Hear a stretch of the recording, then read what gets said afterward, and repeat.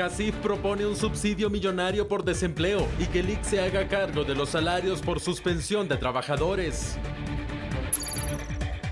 La primera semana de toque de queda, muchos estaban en sus casas, pero ahora todo ha cambiado. Analizamos si estamos siendo responsables.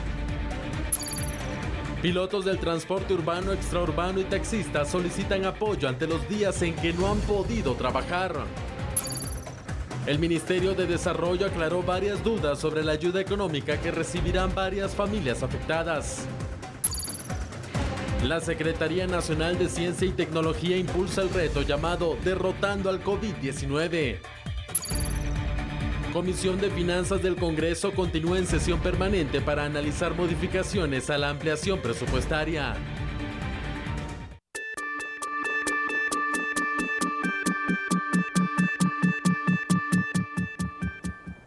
Hola, muy buenas noches. Gracias por continuar en sintonía y por darle seguimiento a esos temas relevantes a nivel nacional. Es un gusto compartir con ustedes y por supuesto con mi compañero de fórmula, Julio Talamonti. ¿Cómo estás, Julio? Sandy, muy buena noche. Bien, muchas gracias. ¿Tú qué tal estás? ¿Listos acá? Y precisamente el COVID-19 no nos hace hablar solo de la enfermedad como tal, sino de muchos de los temas que vienen paralelos a él. Y así que te pido, por favor, que perfilemos ese primer tema. Definitivamente, la economía es uno de ellos. Y ante esta situación que enfrenta el país por la pandemia, el CACIF ha presentado una propuesta. Y esta propuesta consiste en subsidiar el desempleo temporal.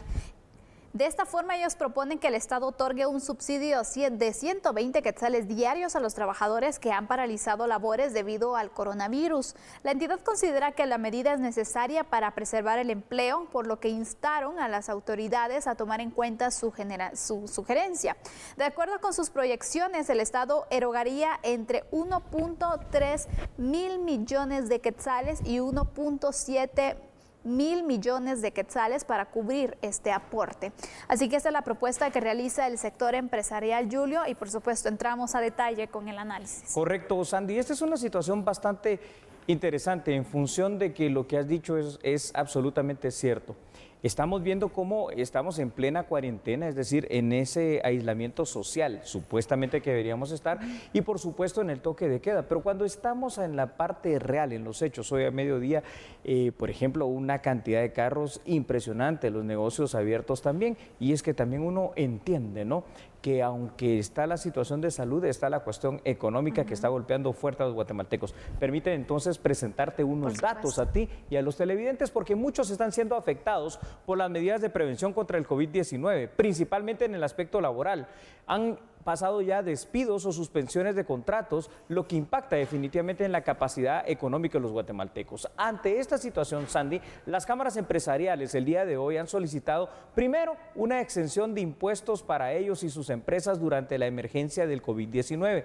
Además, han propuesto que se pueda otorgar un subsidio millonario temporal equivalente a 120 quetzales diarios, el cual sería otorgado a las personas que sean despedidas en esta crisis. También el CACIF propuso que el Instituto Guatemalteco de Seguridad Social, el ICS, pueda pagar la parte correspondiente al salario de los trabajadores declarados temporalmente en suspensión por esa entidad. Entonces, imagínate, o sea, estas ya son medidas bastante radicales, porque uno lo primero que se pregunta es ¿de dónde va a salir ese dinero? Efectivamente. Aunque la medida parece buena, ¿no? Parece buena, la verdad, pero recordemos algo, el Estado también está enfrentando situaciones complicadas en el tema presupuestario.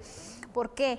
El año pasado no se tomó en consideración para nada la inversión y todo lo que se podía hacer. Y recordemos que tenemos un presupuesto que no fue aprobado, que obviamente las proyecciones no alcanza el dinero con el que se cuenta este año, que se ha estado buscando desde inicios una ampliación presupuestaria y que ahora nuevamente se está planteando.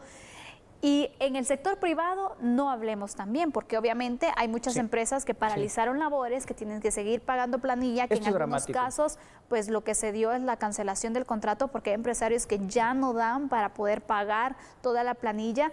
Y entonces a la larga se dan dos situaciones difíciles, por un lado para los empresarios y por otro lado para las personas que han sido despedidas o que han sido cesados sus contratos también. Entonces Son dos panoramas que están muy complicados, Julio, pero ¿cómo ves tú qué tipo de propuesta es la que ves más atinada? Porque por un lado está la excepción, la que se pueda no pagar algunos impuestos por parte del sector empresarial, pero sabemos que también el Estado necesita esos impuestos para poder cubrir el presupuesto. Esa es una situación bien complicada, ¿no? Porque, por ejemplo, dentro de las propuestas que hemos resumido en estos primeros datos, fuera del tema de los impuestos, que ya lo voy a tocar, por ejemplo, el hecho de que venga y el ICS sea el que subsidie a través de la suspensión laboral y pague la parte que le corresponde a los trabajadores, uno puede pensar, está bien, pero ¿y no el ICS también? Al ICS se le tienen deudas millonarias, es decir, hay patronos que no han pagado el ICS,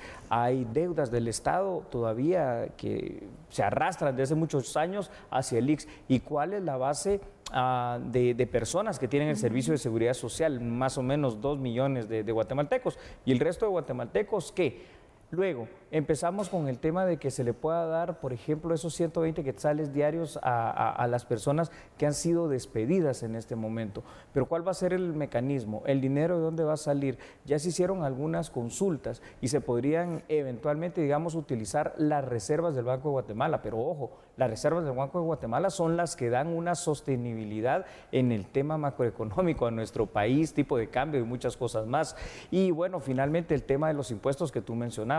Pudiera parecer bueno, digamos, pero no dejar de pagarlo, sino que tal vez hacer alguna excepción, 1 o 2 meses, yo no sé, y luego empezar a diluirlos el resto de meses, porque el Estado, si no recibe esos impuestos, no va a tener plata para atender esta emergencia del COVID-19 que no va a terminar ahorita. Esto se va a seguir arrastrando el resto del año por lo menos. Efectivamente, y sabemos que las repercusiones se podrían seguir ampliando también, porque a este momento ya se ha mencionado por parte de algunas personas que les han cancelado su contrato de trabajo, es correcto, que los han despedido, pero por esta situación que se está presentando y eso que han pasado unas semanas desde que se han tomado ciertas medidas, no me quiero imaginar qué puede pasar más adelante. Por eso sí vale la pena poder tomar en cuenta algún tipo de respuesta para ambos sectores. Sí, yo creo que definitivamente sí, sobre todo si nos ponemos, por ejemplo, a pensar en 2 sectores. La economía informal, el 70% de los guatemaltecos se dedican a la economía informal. ¿Cómo ellos van a hacer para garantizar algún tipo de ingreso, ¿no? Si no están vendiendo, si no están abriendo? Y luego yo diría la pequeña y mediana empresa. Aquí me estoy refiriendo a todas aquellas personas que tienen pequeños negocios que de pronto, si también no abren, si no trabajan, pues definitivamente no producen. Entonces necesitarán acceso a tener microcréditos, necesitarán acceso a tener ciertas exenciones. Yo creo que más por ahí iría la situación, y a recibir cierto apoyo y cierta ayuda. Cuando uno mira, por ejemplo, el gobierno canadiense, que es una nación superpoderosa en todo sentido y particularmente en el tema político y económico, durante la emergencia del COVID-19, el gobierno de Canadá va a subvencionar, y eso lo anunciaron en estos días, el 75% de los salarios de ese país. Pero eso lo puede hacer Canadá o lo puede hacer alguna otra nación. Nosotros no. Así que tenemos que encontrar esas otras alternativas que hoy por hoy, en ese subsidio millonario para el desempleo temporal, pudiera ser eventualmente una de las soluciones. Efectivamente, cuando mencionabas tú los microcréditos, Julio, sí, me parece una buena alternativa, pero que también las formas para poder acceder a ellos no sean tan difíciles, porque hay quienes sí ven la necesidad y sí lo consideran, pero luego se encuentran con un panorama en el cual no pueden ellos hacerse acreedores y que obviamente entonces no entran dentro de ese aporte. Sería de nuevamente analizar muy bien cuáles serían esos requisitos. Obviamente el sistema bancario necesita garantías, pero también ponerse en pensar en cuanto a la situación que estamos pasando y que sean garantías que no sean tan extremas para que una persona pueda optar a esos créditos. Yo te digo algo, cuando tú me hablabas acerca de los impuestos, yo creo que este es el momento de ser solidariamente responsables en todo. Es decir, si es de pagar impuestos, tenemos que pagar impuestos todos. Si es de pagar los servicios, yo creo que hay que pagar los servicios todos, porque ahorita no se ha decretado de alguna manera el hecho de que no se paguen, por ejemplo, servicios básicos, agua, luz, teléfono. Si lo que decíamos anoche, ¿no? Si tenemos a nuestros hijos, por ejemplo, en colegios privados, hay que pagarlos, y obviamente porque es la educación de ellos. El gran problema en este instante es que muchas personas a esto se les va a dificultar. Y ahí es donde yo sí pienso y coincido mucho con lo que acabas de decir, que las instituciones en todo caso del sistema bancario tendrían que prever para estos microcréditos, si realmente se van a hacer algunas facilidades más inmediatas para la emergencia del COVID-19 o en su defecto, con esta propuesta que ha hecho el CACIF, pues que sea una cuestión real, ¿no? Que se vea en pocos días, porque el dinero se necesita ya, la inyección económica. Guatemala, como el resto de países del mundo que están en esta recesión económica por el COVID-19, se necesitan en este instante. Definitivamente, Julio, son panoramas difíciles, pero sin duda debemos de guardar la esperanza en que vamos a salir pronto de esta situación, sí, que vamos a salir bien, que hay que hacer algunos reajustes en cuanto al presupuesto, pero que obviamente Dios está al final con nosotros y ojalá que se pueda dar esa iluminación para los diversos sectores y que finalmente se haga un proyecto que pueda ser viable y que pueda ayudar a todas las partes perjudicadas. Precisamente para poder salir de eso, vamos a proyectar los datos en pantalla que usted va a ver en este instante, porque aquí lo que estamos es definitivamente en una clara disyuntiva, Sandy. Aquí hay dos temas, el tema salud y el tema económico, y aunque es importante el resguardo de la salud de los guatemaltecos, la economía es un tema tan o más sensible que ese. Una pregunta importante, Sandy, en este instante es ¿qué pasará con todas aquellas personas? Ya lo dijimos, el 70% de la población al menos económicamente activa dedicados a la economía informal. La pregunta es, ¿se podría también analizar las distintas propuestas que desde el Congreso de la República se han elevado? Entre ellas, por ejemplo, la creación de un seguro temporal durante esta emergencia que permita cubrir ciertas necesidades básicas. Yo creo, al final de cuentas, que las propuestas del Congreso, las propuestas del CACIF, las propuestas del gobierno, las propuestas que pueden hacer las entidades financieras, y hay que sumarle a quien vaya a hacer alguna otra propuesta para una reactivación económica en el país, va a ser importante, y cualquiera de ellas o todas o muchas de ellas que se puedan poner al unísono a funcionar de manera conjunta van a ser definitivamente necesarias también. Por supuesto, va a ser un punto muy relevante, Julio, y aparte de esto sabemos que también destaco algo muy importante. A ver. Se habla del tema de impuestos, se habla sobre algunas medidas para poder ayudar al sector empresarial y que obviamente ellos también puedan ayudar a la clase trabajadora. Y estamos justo en un momento en el cual está por elegirse el superintendente, un proceso que viene y que quien esté al frente también va a tener que liderar este tipo de acciones, buscar también algún tipo de proyecto, de iniciativa, un reajuste, hacer algo para que en el tema tributario también pueda tenerse los alcances necesarios para poder de esta forma financiar el presupuesto y también poder ayudar en el tema de la economía nacional. Difícil tarea, ¿sabes? Porque pues ya ahorita yo lo que empiezo a ver dentro de esta recesión económica es que la gente, si tiene plata para algún pago, como que quiere no hacerlo, ¿verdad? Con la esperanza que se dé una prórroga. Con la esperanza que se dé una prórroga, pero aquí hablemos claros ya para ir terminando esto, no van a haber prórrogas de ese tipo de pagos, por eso le decía, hay que ser solidariamente responsable en cuanto a los pagos que hay que hacer y que ya nos hemos comprometido, pero también, y es aquí donde el CACIF, el gobierno y otras instancias están buscando una alternativa de solución para muchos guatemaltecos que definitivamente van a necesitar una ayuda, un empujón, un aporte económico, una inyección financiera en este instante para poder salir de la crisis. Seguramente seguiremos hablando de ello más adelante para ver ya cuáles son las propuestas concretas y si son viables o no. Por supuesto, a nivel privado la situación así está. A nivel público también recordemos que hay instituciones que no tienen el presupuesto necesario, que han luchado por ese aumento presupuestario, que no sabemos qué va a pasar en los próximos meses porque obviamente necesitan ese aumento. El Congreso tiene un gran papel en este momento para poder apoyar también los distintos sectores involucrados. El CACIF ya hizo la propuesta, el gobierno que tiene que analizarla y también hacer un replanteamiento, todo para poder rescatar así la economía y sobre todo apoyar a quienes se han visto afectados en el tema económico. Me parece bien dicho. Vamos a la pausa, Julio Talamonti, ¿te parece? Pero antes, adelántanos con qué regresamos. Claro, esto es muy importante porque ya que estamos hablando del COVID-19, la pregunta para usted en casa es, ¿estamos siendo responsables ante esta emergencia del coronavirus o COVID-19, como le llamamos más técnicamente? No lo sé. Tú sabrás, pero si quieres, al regresar lo analizamos, Ana. Por supuesto, ya volvemos. Vamos a una pausa y recuerde que usted nos está sintonizando por TN23, Canal 3 y por supuesto Radio Cadena Sonora. Así que este es el momento adecuado para decirle, no cambie, porque nosotros en este momento y a esta hora somos a la medida.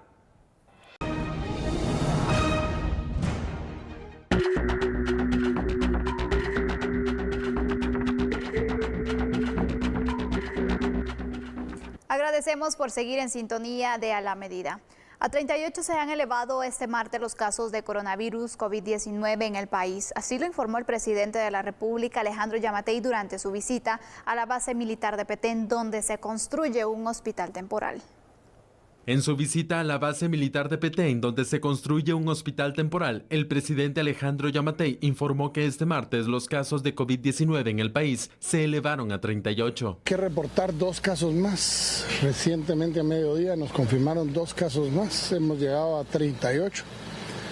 Pero la ventaja es que salieron 2 más de Villanueva, o sea, 2 ya fueron declarados libres, 12 que vamos a estar viendo, ya están en proceso de nada más confirmaciones, pero ya están recuperados. Solo vamos a pasar una semana en que los mantengan ahí vigilados todavía por una recaída que creemos que por el tipo de enfermedades no es lo correcto, no es lo común que se dé la recaída inmediatamente. Así que tenemos 38 casos, 12 recuperados, 1 fallecido. De acuerdo con el mandatario, se trata de un hombre de 29 años originario de Quetzaltenango y una mujer de 44 quien reside en Frejanes. Posteriormente, el mandatario supervisó los trabajos que se realizan en el hospital de campaña para atender casos del nuevo coronavirus. En la base militar del norte estamos aquí viendo las instalaciones de lo que era el antiguo hospital, el cual vamos a rehabilitar. Vamos a tratar de tener en los próximos días habilitado el área, una primera área de encamamiento y una primera área de intensivo, el salón de comedor, bodega y el cuarto del personal que va a trabajar aquí, para que podamos tener las mejores condiciones. En el ínterin vamos a ir ampliando la capacidad de hacer un hospital que va a poder tener en su primera fase 100 camas y 12 intensivos. Además, le hizo un llamado a la población a unirse en la obra con la intención de terminar el trabajo en los próximos días. Un llamado a los peteneros a que se unan en esto. Necesitamos mano de obra para que nos ayuden aquí a venir a botar paredes, a poner tablayesos, a cambiar techos. Vamos a cambiar todo el techo de las instalaciones porque son de asbesto cemento y vamos a poner de lámina termoacústica para que no haya tanto calor. Y vamos a hacer el esfuerzo de que esté en los próximos días. El equipamiento ya se está adquiriendo. Yo creería que lo deberíamos, cuando esté terminada ya la primera área, ya todo el equipamiento estar aquí, ya solo para venir a instalar. Bueno, analicemos este tema juntos. El coronavirus en su nueva forma, denominada COVID-19, ha significado un parteaguas para la historia del mundo, Sandy. Guatemala también está inmersa en esta emergencia de salud y ha afrontado la crisis de varias formas, tanto desde la parte estatal como desde la sociedad guatemalteca. El COVID-19 ha demostrado, en primer lugar, que Guatemala puede llegar a ser un estado preventivo en sus acciones para tratar una emergencia de grandes dimensiones como lo es esta.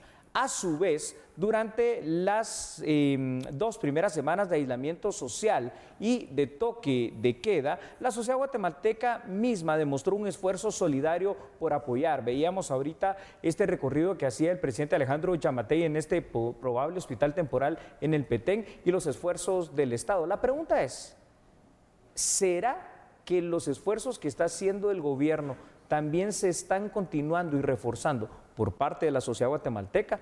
¿O será que nosotros ya nos estamos diluyendo, estamos aflojando y como no vemos todavía un impacto, digamos, grande en número de casos de infectados, pensamos que ya no va a pasar nada, aunque el coronavirus anda por allí? Lo que pasa que al final creo que la gente no ha entendido la magnitud de este virus, Julio. Yo creo que eso es, ¿verdad? Porque algunos piensan, bueno, ya pasaron unos días, en otros países tienen tantos muertos, tantos casos, nosotros no tenemos tanto, a lo mejor aquí no se va a dar en gran magnitud. No. Lo que pasa que las medidas que se han ido adoptando también ha tenido algún tipo de efecto positivo en el que los casos pues no sean elevados, pero sabemos que en este momento estamos en la etapa crucial, Julio, donde todo puede pasar. O se puede contener o los casos se pueden disparar de una forma considerable, la curva de crecimiento de casos puede ir. Tenemos el caso de México, por ejemplo, que un descuido que tuvieron y se elevaron. Estados Unidos, no digamos, que ya reportan más de 100.000 casos positivos y que hasta hace poco implementaron algunas medidas cuando ya tienen gran cantidad también de casos confirmados. Es muy cierto, Sandy. Esto va a sonar duro, ¿verdad? Pero no hay peor sordo que el que no quiere oír. Yo creo que como sociedad guatemalteca es cierto, no hemos logrado dimensionar la importancia que tiene esta situación del COVID-19, pero la importancia y el peligro además que representa. Países en teoría más evolucionados, más desarrollados que nosotros, como los coreanos del sur, como Italia, se confiaron en su momento y llegaron a unas situaciones dramáticas en las cuales hemos visto cifras de hasta 600 y 754 muertos en un solo día en Italia, por ejemplo.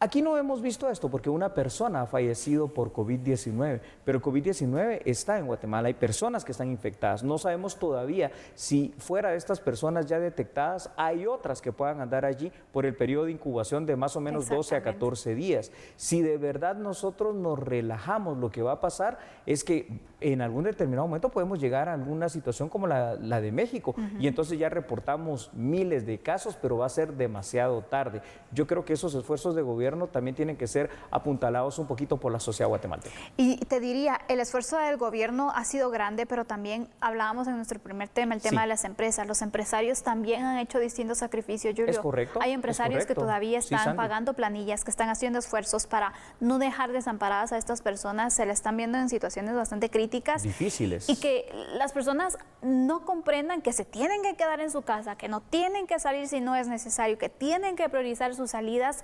En realidad creo que no valdría la pena entonces todos esos esfuerzos que hacen empresarios, que hace el gobierno, que hace diversos sectores que están trabajando, luchando, los bomberos, la policía, los médicos, enfermeras, todas las personas que están trabajando incansablemente para poder contrarrestar esta situación. No valdría la pena al final si usted no hace caso, si usted no toma conciencia y si en realidad no acatamos las disposiciones con algo tan simple que nos damos cuenta, Julio, el toque de queda. Hay muchas personas que lo siguen desafiando. Ya no se está respetando y esto llama muchísimo la atención. El quédate en casa parece que fue algo que los guatemaltecos cumplimos a pie de puntilla para esas primeras 2 semanas, pero a partir del lunes de esta semana, a pesar del anuncio del presidente Yamatei hecho por Televisión Nacional y obviamente lo que salió publicado en el diario oficial, ha sido una situación que estamos viendo que tal vez no se está cumpliendo de la manera en que todos esperaríamos. Yo lo que no quisiera, Sandy, es que, no sé, de aquí a unas 2 o 3 semanas estuviéramos hablando, miren, ahora hay que volver a entrar a medidas más duras, a una cuarentena más fuerte, a un toque de queda, no sé si total o de qué otra manera, como ha pasado en otros países, por un repunte dramático que podamos tener de COVID-19. Sin duda, todavía nos hace falta para poder superar esta situación y nosotros tenemos que ser conscientes, consecuentes también y responsables ante esta situación que se está presentando. Y todavía vemos, Julio, no sé si te ha pasado en las oportunidades que has tenido que salir, que hay familias que andan en las calles y que uno se pregunta, ¿qué están haciendo padres de familia con sus hijos? Yo entiendo que la gente se aburra de estar en su casa, lo entiendo, pero en realidad en este momento vale mucho la salud, vale mucho la vida, Julio. Ya habrá momento para salir en familia, para ir a pasear, pero en este instante es momento de resguardarse en casa. Bien dicho, si usted tiene la oportunidad de estar en casa, porque hay quienes no tienen un hogar, Julio, y desearían estar resguardados, pero no tienen dónde hacerlo. Así es, y este es un momento para quedarse literalmente en casa y para entender que va a ser una Semana Santa, inclusive atípica, ¿no? En la cual no habrá playa, no habrá tradiciones religiosas a las que estamos acostumbrados, pero es por seguridad. Por eso vea usted en pantalla también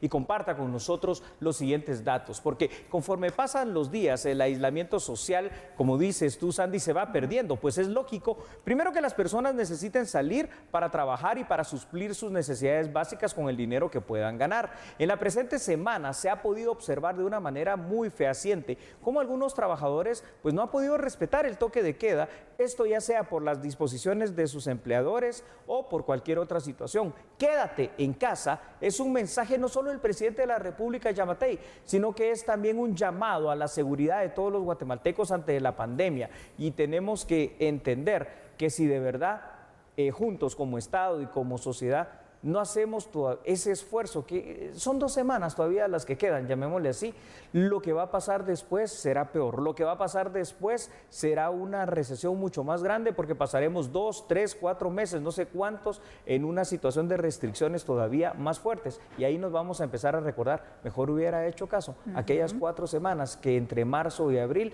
tenía que haberme quedado en casa, porque ahora será más tiempo el que pasaré sin producir, sin trabajar, sin salir, sin hacer mi vida cotidiana y normal, como la desarrollas todos los días antes del COVID-19. Hemos tenido casos y ejemplos de eso, Julio, ya para ir finalizando. Por ejemplo, varios italianos envían ese mensaje. Es correcto. Varias personas que viven en España, incluso donde dicen, si nosotros hubiésemos hecho caso, los números no se hubiesen elevado. Pero ustedes que lo pueden hacer, por favor, no salgan de casa. Ellos que lo están padeciendo nos lo recomiendan porque lo han vivido en carne propia. No sé qué vamos a esperar para finalmente hacer caso. El hubiera no existe, Sandy, así que quédate en casa es la mejor recomendación. ¿Te parece si vamos a una pausa comercial? Así es, ya volvemos, porque hay sectores que están pasando situaciones difíciles en el tema económico porque no están trabajando, y vamos a hablar de uno de ellos al volver de la pausa. Claro que sí, así que hablaremos de ese sector, los pilotos del transporte urbano, para que no se quede con la curiosidad. Y en este momento, por favor, ya sea en Canal 3 por Telediario, en TN23, en A la Medida específicamente, y en Radio Cadena Sonora, recuerde que nosotros en este programa nos llamamos A la Medida.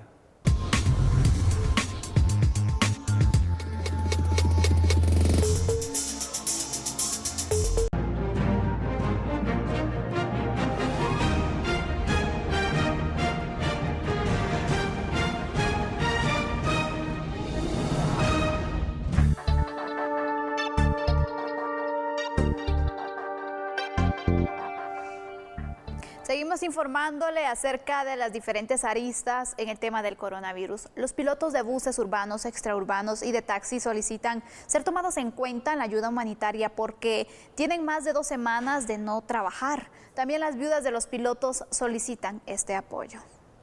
Sede de Asociación de Viudas se reunieron decenas de pilotos para dar sus datos y con ellos ser incluidos en un listado que será entregado a las autoridades para ser beneficiarios con víveres o económicamente, señalando que tienen varias semanas sin poder trabajar. Somos trabajadores prácticamente de la economía informal, tanto del urbano como el extraurbano. Queremos contar que no tenemos un salario fijo, sino que trabajamos con una cuota diaria. Entonces yo creo que los problemas que tenemos pues son los mismos que tiene toda la economía informal, ¿verdad? Que por ejemplo, estamos pidiendo un bono en efectivo para poder pagar los gastos fijos, que son, por ejemplo, la renta, luz, agua, etc. Y el problema que tenemos con la alimentación de nuestras familias, pues que tenemos más de 21 días de trabajo y no sabemos cuándo se termina esta pandemia. Como taxistas, pilotos de unidades, ya que salimos a diario el sustento de las familias y la situación hoy en día está muy difícil, ¿verdad? ¿El apoyo que ustedes están pidiendo es en víveres también? En víveres, que nos puedan apoyar, ¿verdad? Eso es lo que nosotros estamos pidiendo. Por el momento van 2.500 pilotos de buses urbanos, extraurbanos y taxistas que piden el apoyo a través de la Asociación de Viudas. Las mujeres también solicitan la ayuda para sus hijos.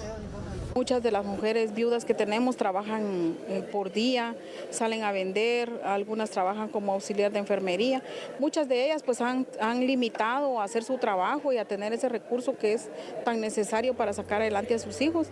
Y nosotros pues ya tenemos un listado de 450 mujeres que son las que están activas y son las que están pidiendo ayuda. Y esperamos pues que de alguna manera pues esta ayuda. Y agregando el listado de los pilotos que están solicitando también de diferentes rutas, que están pidiendo que se les incluya dentro de esos listados para que ellos también de alguna manera puedan poder ayudarse y sacar adelante a su familia.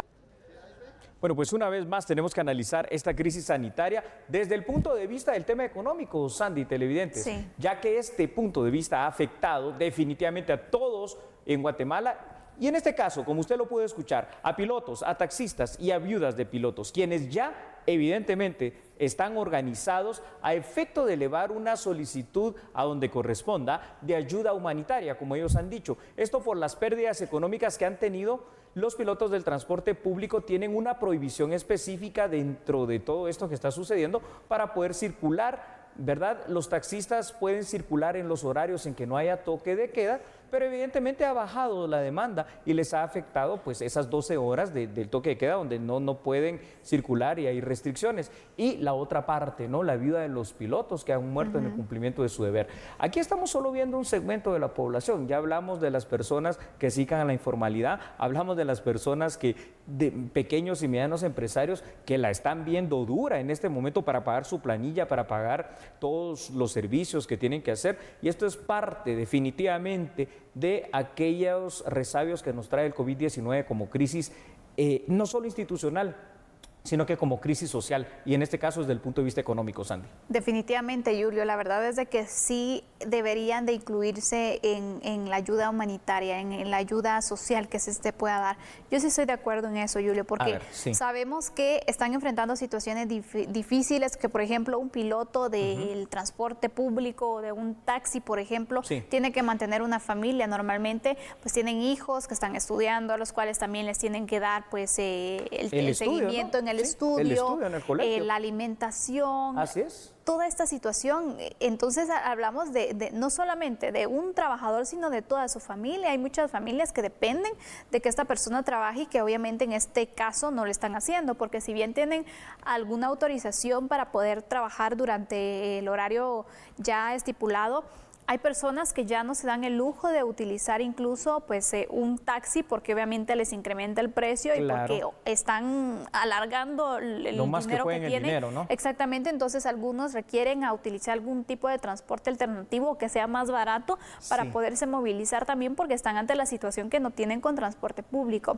Entonces, ¿qué hacer con ello, Julio? A ver, Sandy, esto me lleva a reflexionar un poquito en lo que hablábamos en el tema anterior. Por eso cuando hablaba de la solidaridad y esta responsabilidad social de todos, lo primero, yo coincido contigo, hay que seguir haciendo los pagos que hay que hacer, porque obviamente si tú alquilas casa, hay que pagar la casa, si quieres agua, hay que pagar el agua, hay que pagar la luz, hay que pagar los impuestos, ¿no? ¿Por qué? ¿Para qué pagar los impuestos? Hay que pagar los colegios y todo lo demás. Los impuestos para que definitivamente el Estado pueda tener fondos, y estos fondos van a servir para ayudar a mucha gente, pero tenemos que empezar a ver de qué manera va a ser esta ayuda, de qué manera se va a facilitar, de qué forma, ya sea la propuesta del CACIF, la propuesta de los diputados, se va a concretizar. Los pilotos del transporte urbano y extraurbano son un sector bastante afectado, porque ellos sí han tenido que respetar a cabalidad pues estas restricciones, y entonces ahí es donde uno entiende definitivamente la postura de ellos en específico. Pero es que también hay otros sectores que necesitarán ese apoyo, Sandy, esto es innegable. Por supuesto, Julio, tenemos más información para seguir ampliando. Yo quisiera que tú, por favor, nos puedas dar a conocer otros datos que son muy relevantes. Muchas gracias, Sandy. Saben que están proponiendo que la ayuda que eventualmente las autoridades puedan proporcionarles a los pilotos y a las vidas de pilotos puedan ser de carácter económico o bien a través de suministro de víveres. Lo mismo que sucede con el sector de pilotos y taxistas se extrapola, Sandy, hacia los demás sectores productivos, particularmente, ya lo hemos dicho varias veces, la economía informal. No sabemos si después del 12 de abril las medidas de la cuarentena se extenderán en Guatemala, por lo cual este tema debe ser analizado con mucha seriedad. Pero la extensión o no de este tipo de medidas, de este tipo de restricciones, fuera de que será una orden gubernamental, volvemos a ligar el tema anterior, dependerá de cómo te comportes tú, de cómo me comporte yo, de cómo nos comportemos todos como guatemaltecos, porque solo por decir una cuestión que hablábamos fuera de cámara, imagínate que de verdad se empiecen a irrespetar las medidas de restricción por seguridad y que en Semana Santa la gente se encuentre por montones en la playa, por montones en qué sé yo, en lugares, en restaurantes, en discotecas, en conciertos. El esfuerzo va a ser perdido, pero más que el esfuerzo, vamos a perder la batalla contra el COVID-19. Y el esfuerzo que estamos haciendo, así sea duro en lo económico, es para tratar de que Guatemala no sea tan afectada en contagiados y en muertes eventuales por parte de esta enfermedad. Recordemos que el COVID-19 no está viendo condiciones sociales, no está viendo únicamente edad. Exactamente, nos puede afectar a todos. Y veo algunos comentarios, y ya lo comento para ir finalizando, Julio, que muchos están haciendo planes. Bueno, cuando todo esto pase, voy a hacer lo otro. ¿Está seguro de que esta situación no le puede afectar a usted? No sabemos quién nos puede afectar, Julio. Entonces, por lo tanto, tenemos que ser responsables, porque a veces nos creemos inmortales y andamos entonces desafiando las medidas y no es así. Nos puede afectar a todos. Piénsenlo y valore su vida también y, por supuesto, la de los demás. Excelente conclusión. Así que con esta reflexión de mi compañera Sandy Monroy, nosotros vamos a la pausa. Somos A la Medida.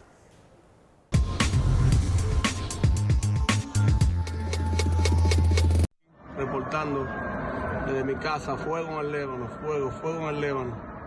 Se está quemando el Líbano. Miren el fuegazo, señor. Eso es lo que faltaba. Sandy, lo que estamos viendo en pantalla junto con nuestros televidentes es una situación dramática que está sucediendo en la ciudad de New York. Lo que usted ve que está en llamas es nada más y nada menos que las instalaciones del Hospital Lebanon en pleno barrio del Bronx de esa megalópolis. Sandy, puedes ver lo que está sucediendo y tenemos información para nuestros televidentes. Por supuesto, porque los bomberos, el Departamento de Bomberos, ha señalado que este incendio se produjo en el último piso y que se propagó con gran velocidad. Esto ocurrió justo al frente del Hospital Lebanon. El edificio ya fue evacuado inmediatamente, se dio la alerta y 4 personas han sido trasladadas a un hospital debido a sus lesiones. Se indica en este momento que al menos una está en un estado crítico derivado de las heridas que ha presentado y porque también son lesiones bastante fuertes, Julio. Así es, Sandy. Quemaduras de altos grados que se han registrado. Todavía están combatiendo esta situación, pero fue algo que se escapó de las manos y que en cuestión de segundos se estaba propagando. Se estaba propagando y es que recordemos que la ciudad de New York es una de las más afectadas actualmente en la Unión Americana por el tema del COVID-19. Como tú lo dijiste, el edificio que estamos viendo en este instante, el que está frente a donde está el incendio, es el Hospital Lebanon, ¿verdad? En pleno barrio del Bronx, en la ciudad de Nueva York. Nueva York está luchando, está en medio de una batalla en contra del coronavirus. Una batalla que le está yendo bastante mal, pero que esperamos que logren reponerse. Sin embargo, la emergencia ahora es esta que tú has descrito en pantalla para nuestros televidentes. Y por supuesto, todo esto se da también en alerta, Julio, porque en este hospital hay varias personas, varios pacientes que tienen coronavirus, que están hospitalizados en este punto, están siendo atendidos y obviamente eso genera algún tipo de alarma por la situación que se está enfrentando y porque Nueva York, recordemos que es uno de los estados donde se han registrado varios casos del coronavirus COVID-19 y ahora esta situación que se suma a las emergencias que están enfrentando las autoridades norteamericanas. Así es. Bueno, pues ya lo tiene usted allí de primera mano, acá en A la Medida, esta información de algo que está sucediendo dramáticamente allá en la ciudad de Nueva York.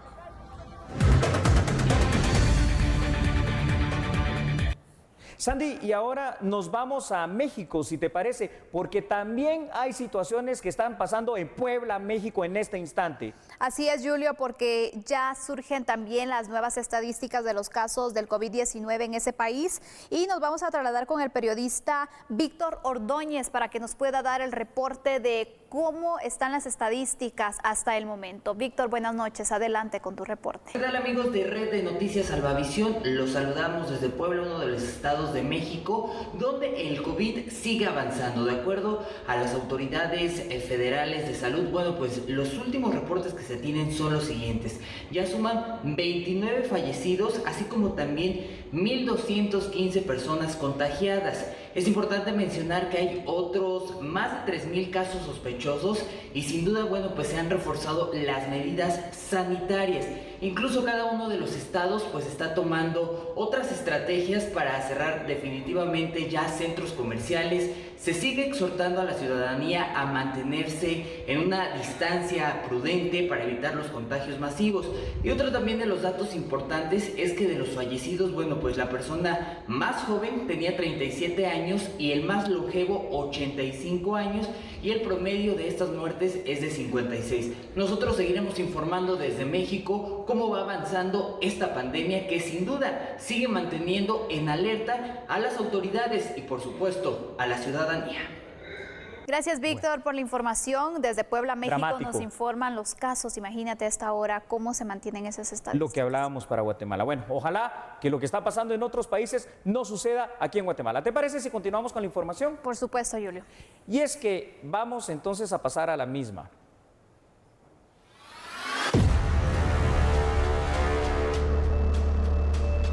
Aquí está, en otra información, el Ministerio de Desarrollo aclaró las dudas que han surgido en torno a la ayuda económica que recibirán las familias que han sido afectadas por el COVID-19. Preste, por favor, mucha atención. Autoridades de la cartera de Desarrollo Social señalan que en este momento el Ejecutivo está a la espera de que el Congreso apruebe el proyecto de otorgación de 1.000 quetzales para el apoyo de familias afectadas por coronavirus. Pero también se está llevando a cabo el mandato que estableció el decreto 12-2020, que es el préstamo de $200 millones, en el cual se asignan 700 millones, 350 a educación, 350 al MAGA y 350 al MIDES para la dotación de alimentos.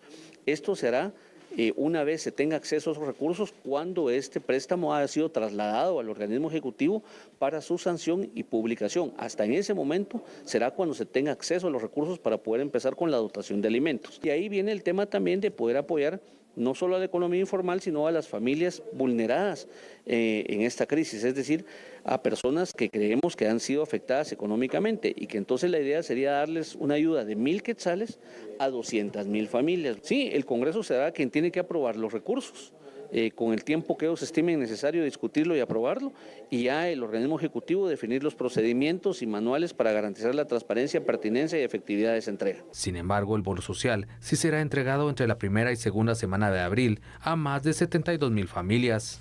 Se logró después de convenios con educación, con salud y buscarle los manuales, buscamos encontrar el mecanismo y eso nos ha permitido que en este momento del padrón de 106.000 beneficiarios que hay de estos dos bonos, actualmente ya el Ministerio ha cumplido con el traslado para 72.706 familias que podrían estar recibiendo ya este bono en las 2 primeras semanas de abril, porque ahora ya no es responsabilidad, es decir, lo que correspondía al Ejecutivo.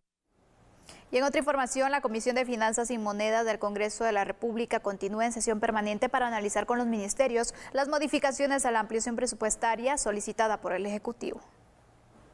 La solicitud inicial de ampliación presupuestaria por medio de la iniciativa 5719 fue por 7.029 millones de quetzales. Sin embargo, se busca realizar una reducción de este monto luego que el Congreso de la República aprobara en el decreto 12-2020 más de 3.000 millones para algunas necesidades básicas del Estado. Precisamente nos encontramos todavía en sesión permanente desde hace una semana y media aproximada, que entendemos que estamos en una crisis y que debemos de resolver los temas más importantes, y uno de los temas más importantes es poderle proveer de recursos al Estado, en este caso al señor presidente directamente a través de sus unidades ejecutoras.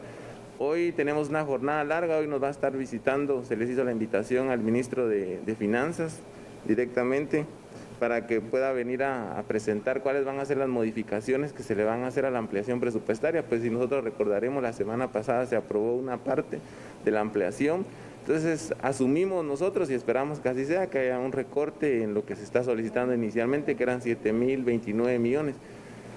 Creemos que después de escucharlos hoy junto con la comisión se va a cuestionar el destino, la forma de utilización, y un tema que hemos pedido bastante todos los miembros de la comisión es la transparencia en el uso de los recursos.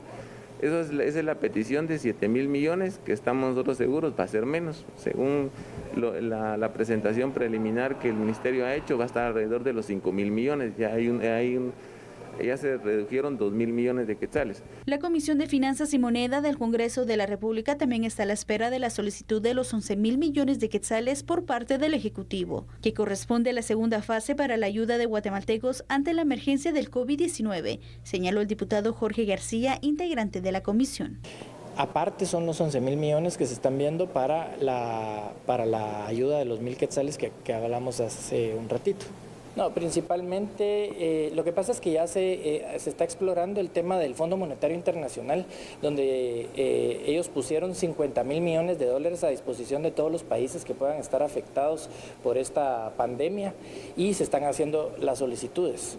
Ya hay algunas respuestas porque ellos tienen un programa de apoyo rápido para este tema del coronavirus, y por otro lado se está explorando la situación en la que se pueda hacer uso de, o mejor dicho, se emitan los bonos y los bonos sean comprados por el Banco de Guatemala.